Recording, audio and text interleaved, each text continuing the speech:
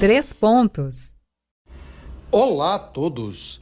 Uma alegria, 3 pontos diretamente de Brasília para o programa Giro de Notícias pela Rádio Excelsior AM 840 e pela FM 106.1.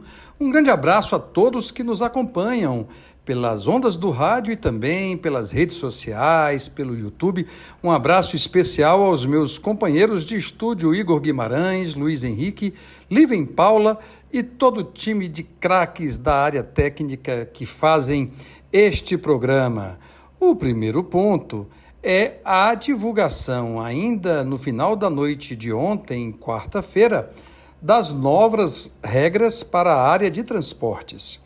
O ministro Renan Filho editou 3 portarias muito importantes para as áreas de infraestrutura, para a relação dessas modalidades de transportes, rodoviário, ferroviário, e também a relação disso com as obras do PAC, o Programa de Aceleração da Construção, que está tentando levantar sobre a égide e a pressão do ministro da Casa Civil, Rui Costa, e Renan Filho não se demorou e construiu um conjunto de regras para fazer com que seja acelerado e seja definido melhores critérios para essas grandes obras.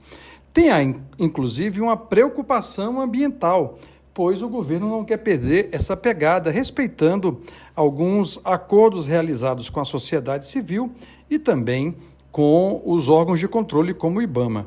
Vamos ver se isso vai dar certo. A prioridade é realizar obras que sejam entregues até o final do primeiro mandato, ou desse mandato de Luiz Inácio Lula da Silva, que acaba ali em 2026, porque o futuro a Deus pertence. O segundo ponto é a investigação da Procuradoria-Geral da República, que determinou que a Polícia Federal apure os cerca de 17,2 milhões recebidos em doação via Pix pelo ex-presidente Jair Bolsonaro. Esta manifestação foi uma resposta a um pedido de investigação de autoria dos senadores Randolfo Rodrigues, Fabiano Contarato, Jorge Cajuru e a deputada federal Jandira Fegali. Qual é a grande questão por detrás?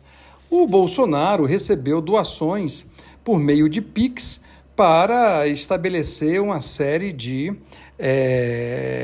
pagamento de multas.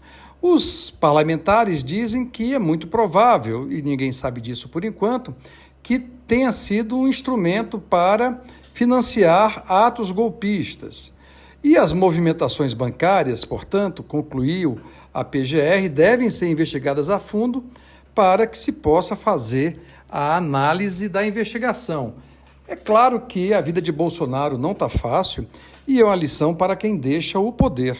Ao deixar o poder, ou você está muito bem estruturado, arrumado, com algum grau de resposta e de defesa, inclusive jurídica, ou é muito provável que você vá penar e comer o pão que o diabo amassou. O terceiro ponto, finalmente, é a saída confusa do presidente da EBC, Empresa Brasil de Comunicações, o braço governamental de comunicação pública. O jornalista Hélio Doyle foi demitido ontem, no final do dia, da presidência da EBC. Ele teve uma série de incidentes, primeiro porque repostou uma mensagem no Twitter sobre a guerra entre Israel e o grupo Hamas, da Palestina, com a seguinte frase, entre aspas: "Não precisa ser sionista para apoiar Israel. Ser um idiota é o bastante", fecha aspas.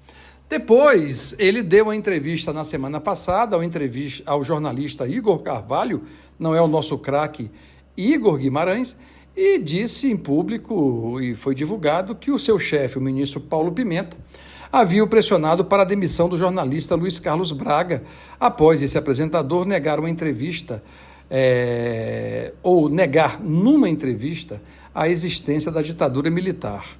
Eu creio que é uma saída dessas que vai impactar, até porque Hélio Doyle, o jornalista que saiu, era peça importante da estrutura de comunicação do atual governo. Vamos ver como isso funciona. Um grande abraço, 3 pontos diretamente de Brasília para o programa Giro de Notícias. Até amanhã. E você que nos acompanha, não se esqueça de se inscrever e ativar as notificações. Deixe o seu like e até a próxima.